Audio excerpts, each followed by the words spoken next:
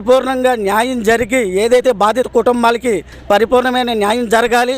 Police వారు కూడా పరిపూర్ణమైన ఎంక్వైరీ చేసి నేరస్తులు ఎంతటి వారమైనా శిక్షించి వాళ్ళకి అన్యాయం జరిగిన వాళ్ళకి న్యాయం జరిగేలాగా పోలీసు వారు చర్యలు తీసుకోవాలని ఈ సందర్భంగా తెలియజేస్తున్నాం. ఈ దాడులు మీరు మానుకోకపోతే ఏదైతే ఒక కులానికి సంబంధించి ఇంకో కులం దాడి పారిపడితే మాలలాగ్రహానికి మీరు గురవుతారని చెప్తున్నాం. ఈరోజు మా సోదరులు 100 మంది ఉండొచ్చు, 50 మంది ఉండొచ్చు, మీరు 200 మంది ఉండొచ్చు. రాష్ట్ర వ్యాప్తంగా మాలలంతా ఏకమైతే మీరు మీ వెనకమాల ఉన్న రాజకీయ నాయకులు వాళ్ళ వెనకమాల ఉన్న అధికారులు ప్రభుత్వ వేలతో సహా పెకలించేస్తామని ఈ సందర్భంగా హెచ్చరిస్తున్నాం. జై భీమ్, జై భారత్.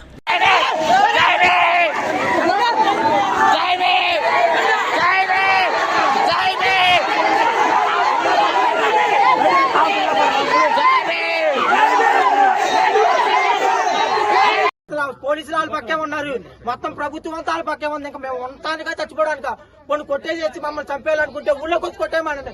ప్రభుత్వం కూడా వాళ్ళకే సహకరిస్తుంది. ఎందుకంటే మా ఊళ్ళో ఒకరిని కోసేసారు, అది చచ్చిపోతాడు. అది కుటుంబానికి ఎవరు చెప్తాడు బాధ్యత? ఎవరు చెప్తారు? ఫ్యామిలీకి ఎవరైపోతారు?